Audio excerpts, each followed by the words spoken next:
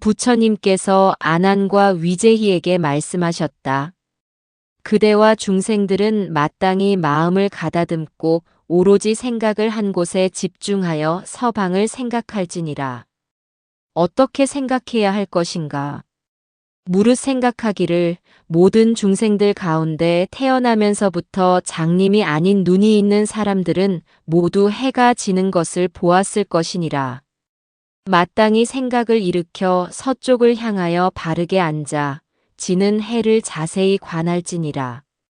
마음을 굳게 머무르고 생각을 오로지 하여 조금도 움직이지 말고 지는 해를 마치 매달아 놓은 북과 같은 모습임을 관할지니라. 이미 해를 보고 나서는 눈을 감거나 뜨거나 그것이 명료하게 되도록 하여라. 이것이 지는 해를 생각하는 일상관이요. 첫 번째 관이라고 이름하느니라. 첫 번째 관을 이룬 다음에는 물을 생각할지니라. 서방 전체가 큰 물이라 생각하고 그 물이 맑고 깨끗하다는 생각을 명료하게 하여 생각이 흩어지지 않도록 하여라. 이미 물을 보았으면 다음에는 얼음을 생각할지니라. 투명하게 비치는 얼음을 관하고 난 다음에는 유리를 생각할지니라. 이러한 생각을 이룬 다음에는 유리로 된 땅의 안팎이 투명하게 비치는 모습을 보아라. 그 밑에는 금강과 칠보로 된 황금 깃대가 있어 유리로 된 땅을 받치고 있음을 보아라. 그 깃대는 8개의 면과 8개의 각을 다 갖추고 있고 하나하나의 면에는 온갖 보배로 이루어져 있느니라. 그리고 하나하나의 보배 구슬에서는 1000가지의 광명이 나오고 각각의 광명은 84,000가지 색으로 빛나는데 그 빛이 유리로 된 땅을 비추면 마치 억천 개의 태양이 비추는 것과 같이 밝아서 모두 다 볼 수가 없느니라. 유리로 된 땅 위에는 황금줄이 서로 얽히고 뒤섞여 있으며 칠보로서 그 경계를 분명히 구분하고 있느니라. 하나하나의 보배 속에서는 500가지 색이 빛나고 그 빛들은 꽃이나 별이나 달과 같이 허공에 걸려 있어 광명대를 이루느니라. 이 광명대 위에는 10,000만 개의 누각이 있나니 모두가 온갖 보배로 합하여 이루어졌고 광명대의 양쪽은 각각 100억의 꽃송이로 꾸며진 당번과 무량한 악기로서 장엄하게 꾸며져 있느니라. 찬란한 광명 속에서 8가지 청량한 바람이 불어 이 악기들을 연주하면 곧 고와 공과 무상과 무아의 음을 널리 연주하느니라. 이것이 극락의 물을 생각하는 수상관이요. 두 번째 관이라 이름하느니라. 수상관을 이루고 난 다음에는 극락세계를 대강 보았다고 이름할 수 있느니라. 만약 삼매를 얻으면 저 불국토의 땅을 뚜렷하고 분명하게 볼 수 있으니 이에 대해서는 모두 다 설명할 수 없느니라.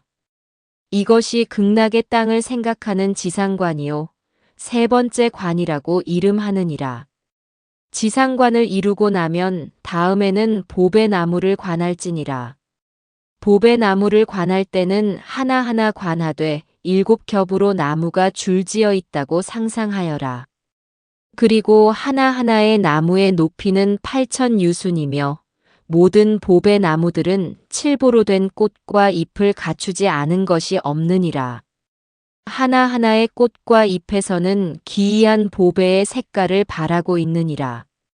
유리색에서는 금색 광명이 나오고 파리색에서는 홍색 광명이 나오고 만호색에서는 차거 광명이 나오고 차거색에서는 녹진주 광명이 나오며 산호, 호박 그리고 일체의 보배들도 이렇게 찬란하게 꾸며져 있느니라.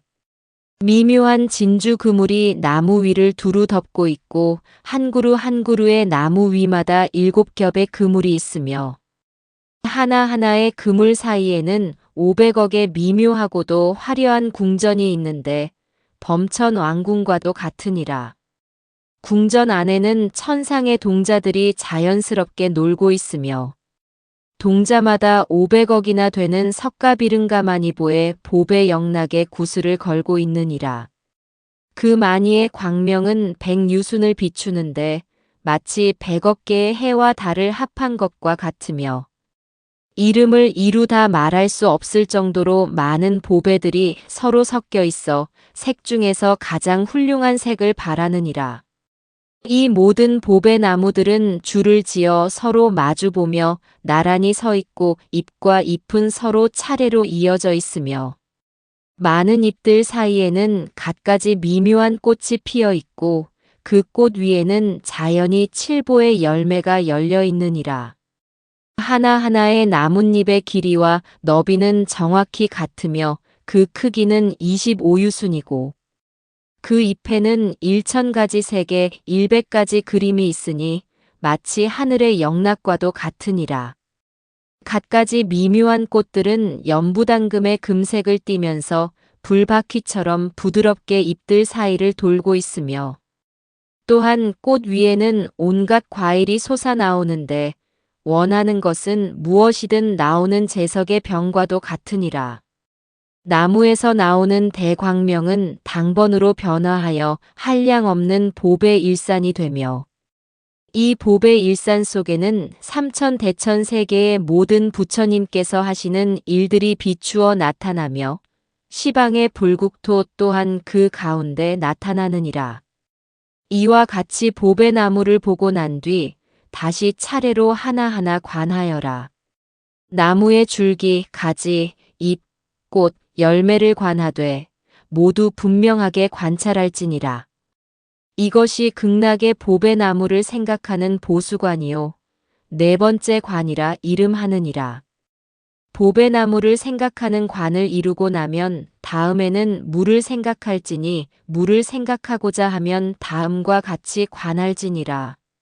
극락국토에는 8가지 공덕을 갖춘 연못물이 있느니라. 각각의 연못물은 모두 7보로 이루어져 있느니라. 그 보배는 부드럽고도 유연한데 이는 최고의 여의주인 여의주왕으로부터 나온 것이니라. 그 물은 14줄기로 나누어져 있고 하나하나의 줄기마다 7보색을 띠고 있는 황금의 개울로 되어 있는데 그 개울의 바닥에는 여러 가지 색의 금강석 모래가 깔려 있느니라. 하나하나의 개울마다 60억 송이의 7보로 된 연꽃이 있고 하나하나의 연꽃마다 둥글고 탐스러우며 똑같이 그 지름이 12유순이나 되느니라. 그 마니보주에서 나오는 물은 연꽃 사이로 흐르다가 보배나무를 따라 오르내리는데 오르내릴 때 내는 미묘한 소리는 고, 공, 무상, 무아와 모든 바람일 등의 법문을 널리 설하고 또 모든 부처님의 훌륭한 상호를 찬탄하느니라. 또한 보배의 왕인 여의보주에서는 금색의 미묘한 광명이 솟아나오느니라. 그 빛은 100가지 보배로운 빛깔의 새로 변화하여 화음으로 애절하면서도 우아하게 지적이며 항상 부처님을 생각하고 법을 생각하고 승가를 생각하는 공덕을 찬탄하느니라. 이것이 팔공덕수를 생각하는 지관이요. 5번째 관이라고 이름하느니라. 온갖 보배로 장엄된 극락세계에는 각각의 경계마다 500억 개의 보배 누각이 있는데 그 누각 안에는 한량없이 많은 온갖 천인들이 천상의 음악을 연주하고 있느니라. 그 악기들은 천상의 보배 깃발과 같이 허공에 매달려 있으며 두드리지 않아도 저절로 울리는데 그 모든 소리는 모두가 부처님을 생각하고 법을 생각하고 승가를 생각할 것을 설하고 있느니라. 이러한 생각을 이루고 난 다음에는 대체로 극락세계의 보배나무와 보배땅과 보배연못을 대강 보았다고 할 것이니라. 이것이 총체적으로 관하여 생각하는 관이요. 6번째 관이라고 이름하느니라. 저 부처님을 뵙고자 하는 사람들은 마땅히 다음과 같은 생각을 일으켜야 하느니라. 먼저 7보로 된 땅 위에 연꽃이 있다는 생각을 할지니라. 그 연꽃의 하나하나의 꽃잎마다 100가지 보배색을 내고 84,000개의 인맥이 있는데 마치 천상의 그림과도 같으며 하나하나의 인맥마다 8만 4천의 광명이 있음을 또렷하고 분명하게 그 모두를 볼 수 있도록 할지니라. 꽃잎이 작은 것이라도 길이와 너비가 250유순이며 이러한 연꽃에는 8만 4천 개의 큰 잎이 있느니라. 하나하나 꽃잎과 꽃잎 사이에는 100억의 마니보주가 찬란하게 장식되어 있느니라. 하나하나의 마니보주가 1000가지의 광명을 내고 그 광명은 칠보로 된 일산과 같이 땅 위를 두루 뒤덮고 있느니라. 그리고 연화대는 석가비름가 마니보로 되어 있는데 이 연화대는 8만의 금강견숫가보와 법마니보와 미묘한 진주로 된 그물을 교차시켜 장식되어 있느니라. 그 연화대 위에는 자연히 4개의 기둥인 보배의 당번이 세워져 있는데 하나하나의 보배 당번은 마치 100천만 억개의 수미산과 같고 보배 당번의 위에 있는 보배 휘장은 마치 야마천 궁과 같으며 500억의 미묘한 보배 구슬로 찬란하게 장식되어 있느니라. 그 하나하나의 보배 구슬마다 8만 4천의 광명이 있고 하나하나의 광명마다 8만 4천의 각기 다른 종류의 금빛을 내며 하나하나의 금빛이 그 보배로운 국토를 두루 비추어 곳곳마다 변화시켜 각각 다른 모습이 되게 하느니라. 혹은 금강대가 되기도 하고 혹은 진주 그물이 되기도 하고 혹은 갖가지 꽃구름이 되기도 하는 등 시방의 각각에서 뜻하는 대로 변하여 나타나 불사를 베풀고 있느니라. 이것이 극락의 연화대를 생각하는 관법인 화자상이요 7번째 관이라고 이름하느니라. 이와 같이 관하였다면 다음에는 부처님을 생각할지니라. 왜냐하면 모든 부처님 열애께서는 바로 법계신이므로 일체 중생들의 마음속에 들어있기 때문이니라. 그러므로 그대들이 마음으로 부처님을 생각할 때 그 마음이 곧 30이상과 80수영호이니라. 이 마음으로 부처가 되므로 이 마음이 바로 부처이니라. 모든 부처님의 바르고 두루한 지혜의 바다는 마음에서 생기느니라. 그러므로 마땅히 일심으로 생각을 집중하여 저 부처님, 열애, 응공, 정변지를 자세히 관해야 하느니라.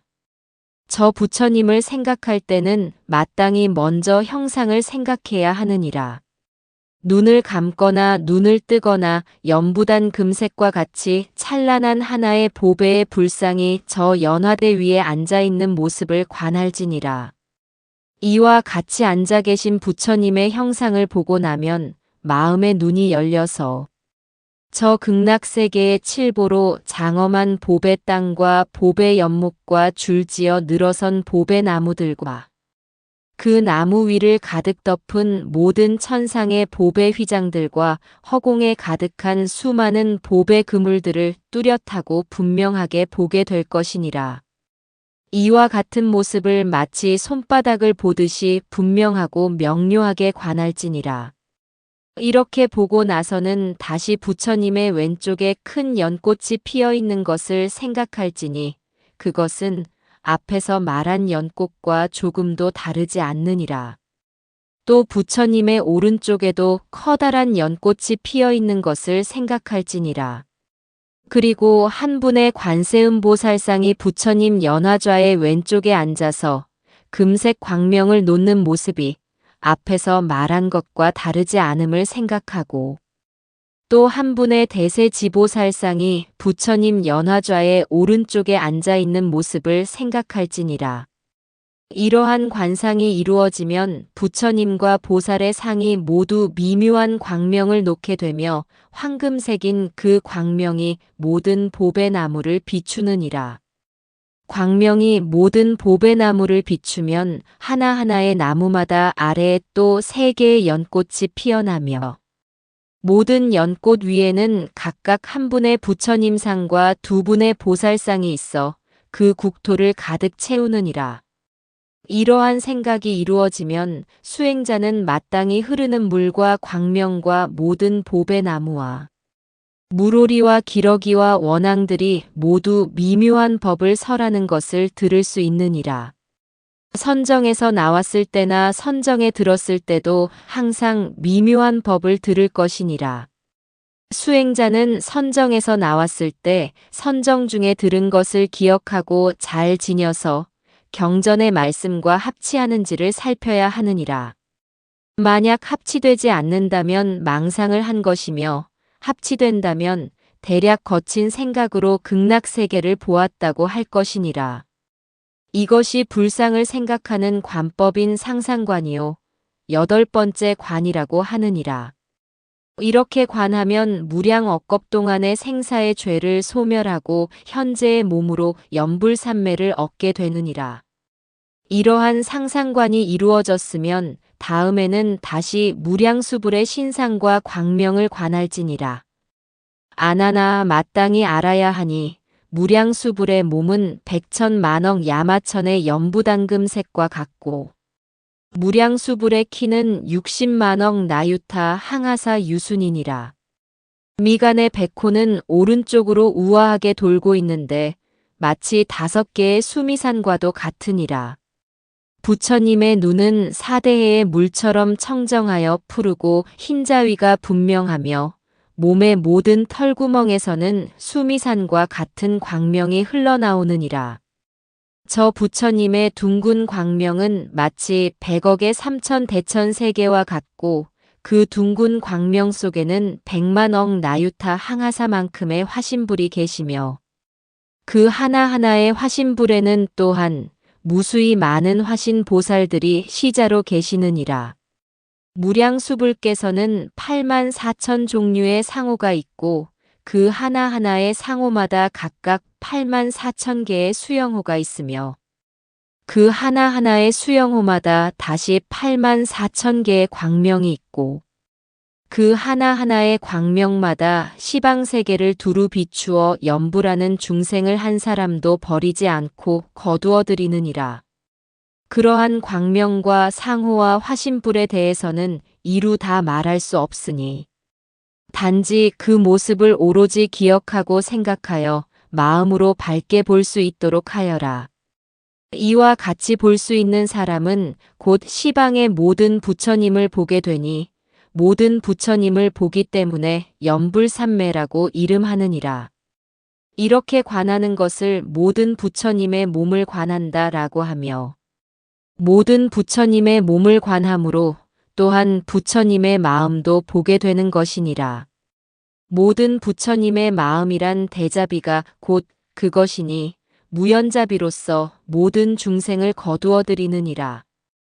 이 관을 닦는 이가 몸을 버리고 다른 세상에 태어날 때는 모든 부처님 앞에서 무생법인을 얻게 되느니라.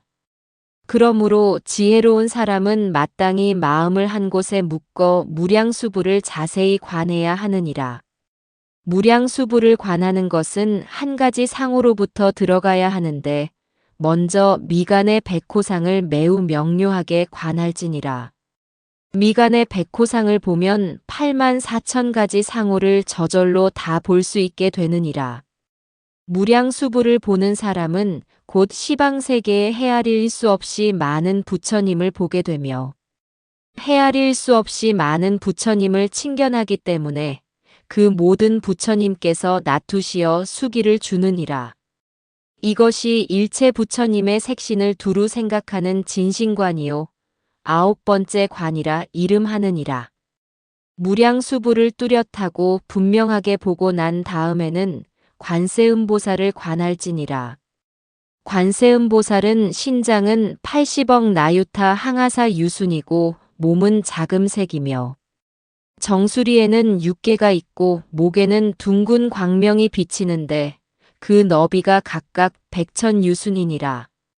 그 둥근 광명 속에는 석가모니와 같은 500분의 화신불이 계시며 한 분 한 분의 화신불마다 500의 화신보살과 한량없이 많은 온갖 천인들이 시자로 계시느니라. 몸에서 발하는 광명 가운데는 오도 중생들의 온갖 모습들이 모두 나타나느니라. 정수리 위에는 비릉가만이 보배로 된 천관을 쓰고 있고 그 천관 속에 한 분의 화신불이 계시는데 그 높이가 25유순이니라. 관세음보살의 얼굴은 연부단금색과 같고 미간의 백호상은 칠보의 색을 갖추었으며 그곳에서는 8만 4천 가지의 광명이 흘러나오느니라. 하나하나의 광명마다 헤아릴 수 없고 셀 수도 없이 많은 백천의 화신불이 계시며 그 하나하나의 화신불마다 무수히 많은 화신보살이 시자로 계시니 이들은 모두 자재하게 변화하여 나타나 시방세계에 어디에나 가득 차 있느니라. 비유하면 마치 붉은 연꽃과 같은 색으로 80억의 미묘한 광명을 발하는 영락이 있는데 그 영락 가운데에는 일체 온갖 장엄한 일들이 두루 나타나느니라. 손바닥에는 500억이나 되는 여러 가지 연꽃의 색을 띠고 있으며 10손가락 끝 하나하나마다 8만 4천 가지의 무늬가 있나니 마치 도장이 찍힌 것과 같으니라. 또한 각각의 무늬마다 8만 4천 가지의 색깔이 있고 하나하나의 색에는 8만 4천 가지의 광명이 있으며 그 광명은 부드럽게 모든 것을 두루 비추며 그 보배의 손으로 중생들을 맞이하느니라. 관세음보살이 발을 들 때는 발바닥에 있는 천폭의 바퀴살 무늬가 자연히 500억 개의 광명대로 변화하며 발을 디딜 때는 금강만이 꽃으로 변하여 모든 곳에 두루 뿌려져 가득 차지 않는 곳이 없느니라. 그 밖에 다른 상호들도 훌륭한 모습을 다 갖추어 부처님과 다름이 없으나 오직 정수리 위에 육계와 무견정상만은 세종께 미치지 못하느니라. 이것이 관세음보살의 진실한 색신을 생각하는 관이요 10번째 관이라고 이름하느니라. 다음에는 대세지보살을 관할지니라. 대세지보살의 몸의 크기 또한 관세음보살과 같으니라. 둥근 광명의 지름은 각기 225유순이며 250유순을 비추느니라. 몸에서 발하는 광명은 자금색으로 시방국토를 비추니 인연이 있는 중생들은 모두 볼 수 있느니라. 이 보살의 털구멍 하나에서 나오는 광명만 보아도 곧 시방세계 무량한 부처님의 청정하고 미묘한 광명을 보는 것이 되므로 이 보살을 이름하여 무변광이라고 하고 지혜의 광명으로 일체를 두루 비추어 사막도를 멀리 여의고 위 없는 힘을 얻게 하기 때문에 대세지보살이라고 이름하느니라. 이 보살의 천관에는 500개의 보배 연꽃이 있고 하나하나의 보배 연꽃마다 각각 500개씩의 꽃받침대가 있으며 하나하나의 받침대에는 시방세계 모든 부처님의 청정하고 미묘한 불국토의 광대한 모습이 나타나느니라. 정수리 위의 육계는 마치 발두마화와 같고 육계 위에는 보배병 하나가 온갖 광명을 담고 있어 불사를 두루 나타내느니라. 그 밖에 여러 가지 몸의 모습은 관세음보살과 다름이 없느니라. 이 보살이 걸어 다닐 때는 시방세계가 모두 진동하는데 땅이 움직이는 곳마다 각각 500억의 보배꽃이 피어나며 하나하나의 보배꽃이 장엄하고 높이 드러나는 모습은 마치 극락세계와 같으니라. 이 보살이 앉을 때는 칠보로 된 국토가 일시에 진동하는데 아래로는 금광불 국토로부터 위쪽의 광명왕불 국토에 이르기까지 모두 진동하느니라. 그 사이에 있는 한량없이 많은 미진수와 같은 무량수불의 분신과 관세음보살의 분신과 대세지보살의 분신이 모두 다 극락국토의 구름처럼 운집하여 허공을 가득 메우며 연화좌에 앉아 미묘한 법을 연설하여 고통받는 중생들을 구제하느니라. 이렇게 관하는 것을 이름하여 대세지보살을 관하여 본다라고 하는데 이것이 대세지보살의 색신을 생각하는 관이요. 이 보살을 관하는 것을 11번째 관이라고 하느니라.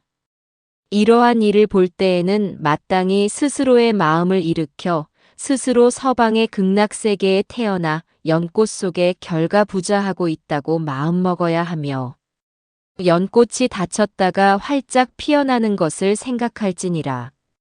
연꽃이 피어날 때는 500가지 색의 광명이 몸을 비춘다고 생각하고 눈을 뜨게 한다고 생각해야 하느니라. 그리하면 부처님과 보살들이 허공에 가득한 것을 보며 물과 새와 숲과 그 밖의 모든 부처님에게서 흘러나오는 음성은 모두 널리 설하는 미묘한 설법으로 12부경과 꼭 같음을 알게 되니 선정에서 나왔을 때에도 잘 기억하여 잊지 않도록 해야 하느니라.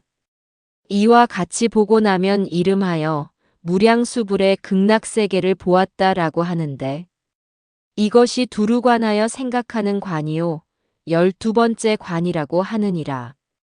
만약 지극한 마음으로 서방정토에 왕생하고자 하는 사람은 먼저 1장 6척의 불상이 연못 위에 있는 모습을 관할지니라. 앞에서 말한 것처럼 무량수불의 몸은 한량 없고 끝이 없으므로 범부들의 심력으로 미칠 바가 아니니라.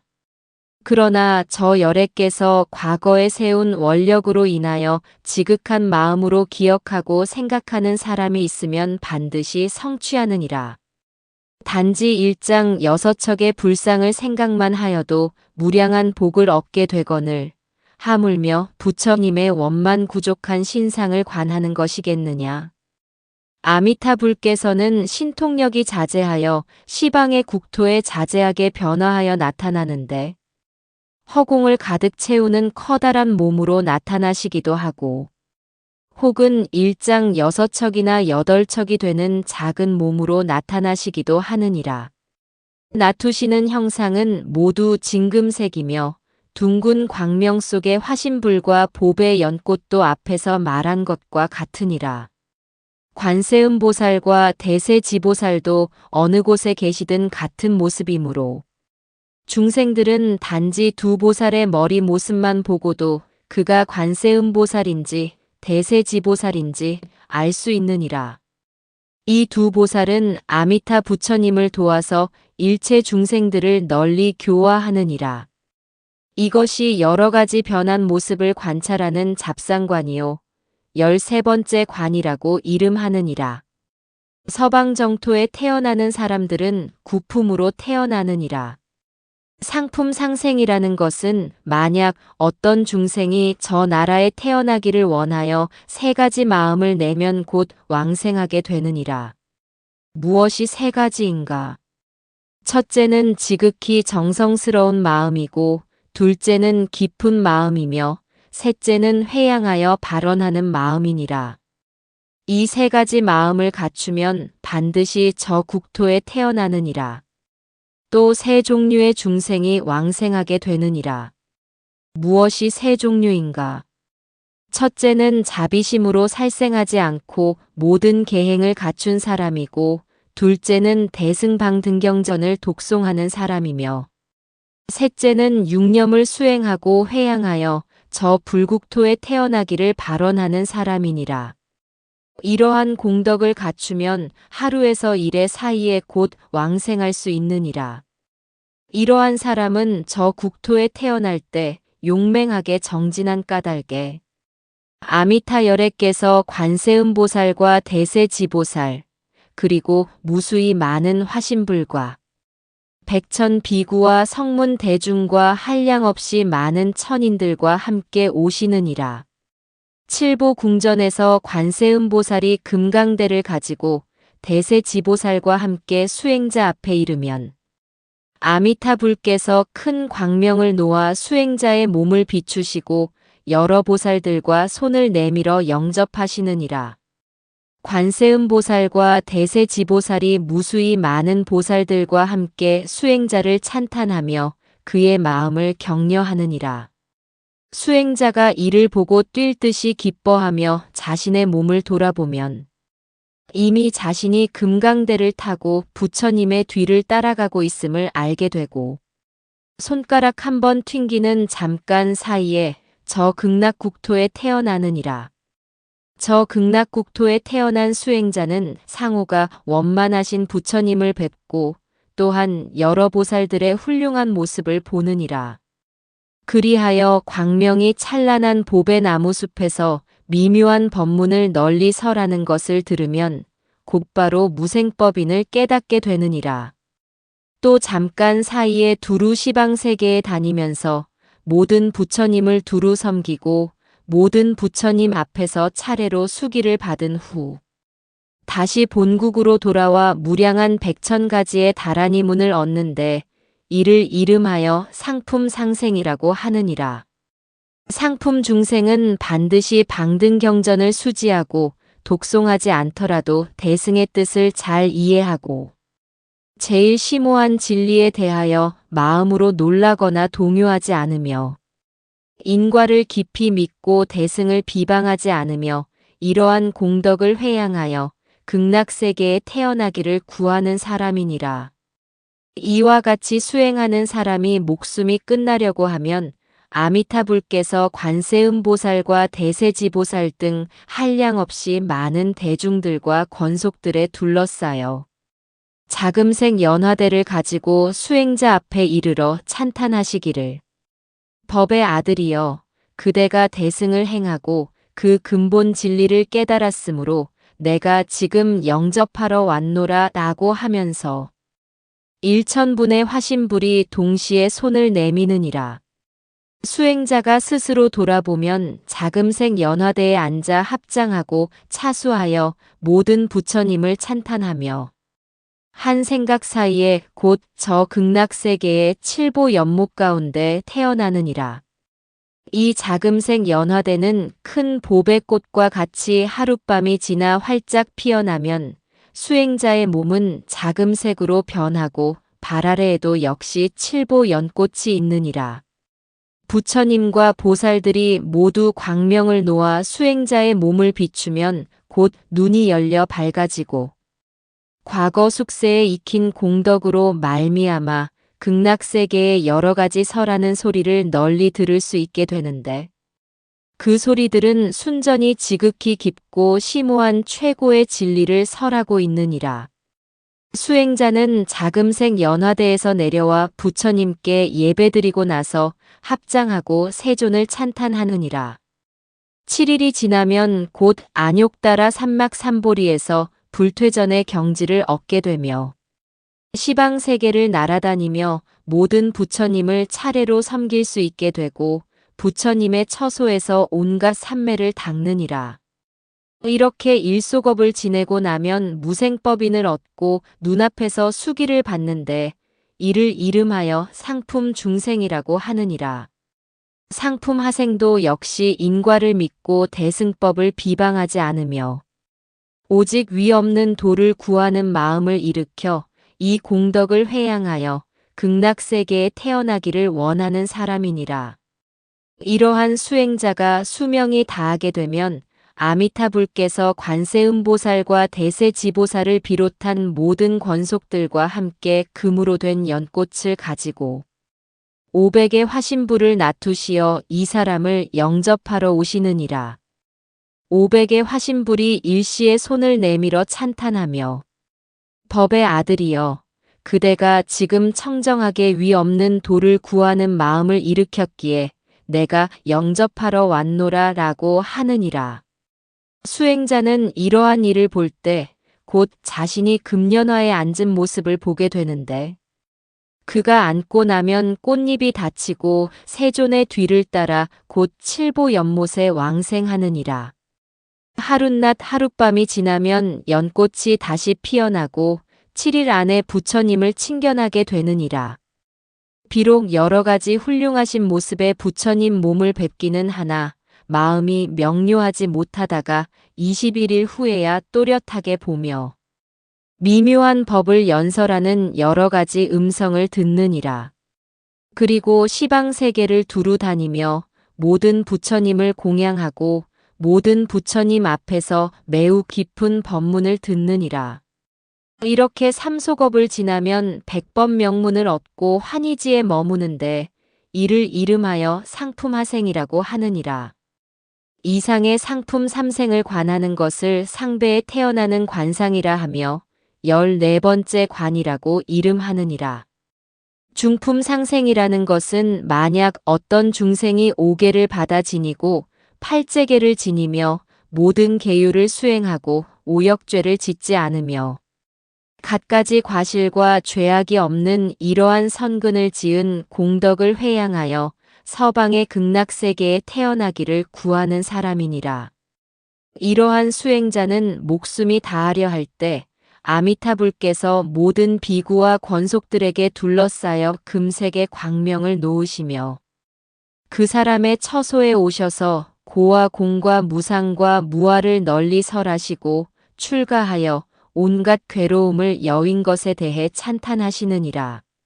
수행자는 부처님을 보고 나서 마음으로 크게 환희하며 스스로 자신이 연화대에 앉은 모습을 보느니라. 그는 무릎을 꿇고 합장하며 부처님께 예배드리는데 숙였던 머리를 미쳐 들기도 전에 극락세계에 왕생하며 연꽃이 곧 피어나기 시작하느니라.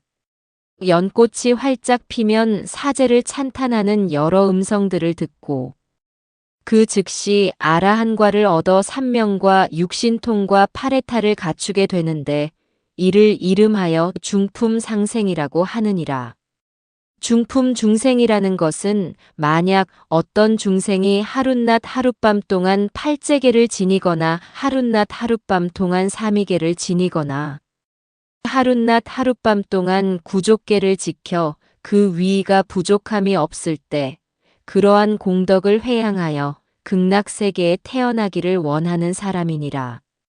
개의 향기가 몸에 배어있는 수행자는 목숨이 다하려 할 때 아미타불께서 모든 권속들과 함께 금색의 광명을 놓으시며 칠보로 된 연화대를 가지고 수행자 앞에 이르시는 모습을 보게 되느니라. 그 수행자는 허공에서 자신을 찬탄하는 소리를 듣는데 선남자여, 그대와 같은 착한 사람이 3세 모든 부처님의 가르침을 잘 따랐으므로 내가 영접하러 왔노라 라는 말을 듣게 되느니라. 그리고 수행자는 스스로 자신이 연꽃 위에 앉아있는 모습을 보게 되며 연꽃이 곧 닫히면서 서방의 극락세계의 보배 연못 가운데 태어나는데 7일이 지나면 마침내 연꽃이 피어나기 시작하느니라. 연꽃이 피고 나면 눈을 뜨고 합장하여 세존을 찬탄하고 법을 듣고 환희하며 수다원과를 얻으며 반겁이 지나고 나면 아라한과를 이루는데 이를 이름하여 중품 중생이라고 하느니라.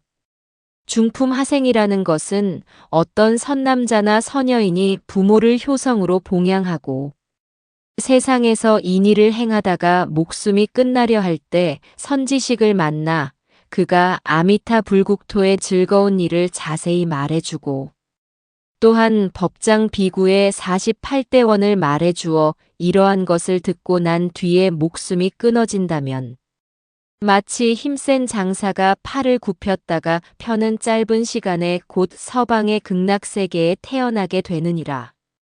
태어난 뒤 7일이 지나면 관세음보살과 대세지보살을 만나 법을 듣고 환희하며 수다원과를 얻고 일소겁을 지나면 아라한과를 이루는데 이를 이름하여 중품하생이라고 하느니라. 이상의 중품 삼생을 관하는 것을 중배에 태어나는 관상이라 하며 15번째 관이라고 이름하느니라.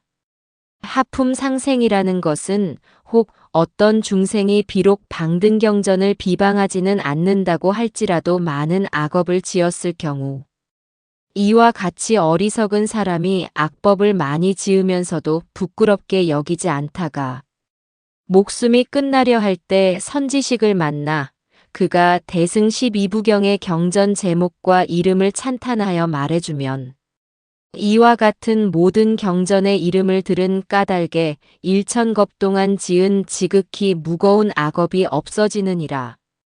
지혜로운 자가 다시 합장차수하고 나무아미타불을 부를지니라 라고 가르치면 부처님 명호를 부른 까닭에 50억 겁 동안의 생사의 죄가 없어지느니라.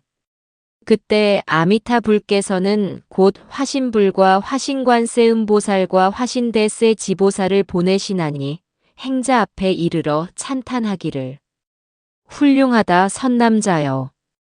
그대가 부처님의 명호를 부른 까닭에 모든 죄가 소멸되어 내가 너를 영접하러 왔노라 라고 하느니라.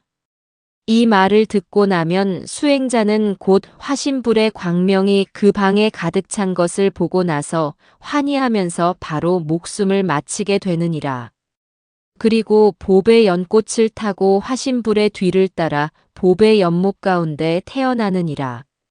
49일이 지나면 연꽃이 피며 연꽃이 필 때에는 대자 대비하신 관세음보살과 대세지보살이 큰 광명을 놓으며 그 사람 앞에 머물러 그를 위하여 깊고 미묘한 12부경을 설하여 주느니라.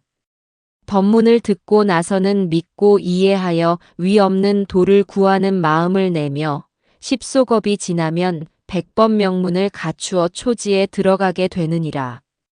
이를 이름하여 하품상생이라고 하는데 불법승 삼보의 이름을 들으면 곧 왕생하게 되느니라. 하품 중생이라는 것은 혹 어떤 중생이 5개나 8개나 구족계를 헐뜯거나 범하는 중생이니라. 이와 같이 어리석은 사람이 승가의 재물을 훔치고 공양받은 승려의 물건을 도둑질하며 청정하지 않은 설법을 하면서 부끄럽게 여기지 않고 온갖 죄업을 저지르고도 오히려 자신이 옳다고 장엄한다면 이와 같은 죄인은 악업으로 인하여 마땅히 지옥에 떨어질 수밖에 없게 되나니 그가 목숨이 끊어지려 할 때 지옥의 수많은 불꽃이 일시에 몰려들게 되느니라. 그러나 선지식을 만나 그 선지식이 대자비로서 이 사람을 위하여 아미타불의 심력과 위덕을 찬탄하여 말하고 저 부처님의 광명과 신통력을 널리 찬탄하며 또 개, 정, 해, 해탈, 해탈지견을 찬탄하면 그 사람은 이 법문을 듣고 나서 80억 겁 동안의 생사의 죄를 소멸하느니라. 그리하여 지옥의 맹렬한 불길이 맑고 시원한 바람으로 변하며 하늘꽃을 불어날리며 꽃 위마다 모두 화신불과 화신보살이 있어 이 사람을 영접하느니라. 그리하여 일념의 짧은 순간에 곧 칠보 연못 가운데 있는 연꽃 속에 왕생하느니라. 그 연꽃은 6겁이 지나면 마침내 피어나는데 연꽃이 피어날 때 관세음보살과 대세지보살이 청정한 소리로써 그 사람을 안심시키고 위로하며 그 사람을 위하여 대승의 깊고 심오한 경전을 말해주느니라. 이러한 법문을 듣고 나서 곧 위 없는 도를 구하는 마음을 내는데 이를 이름하여 하품 중생이라고 하느니라.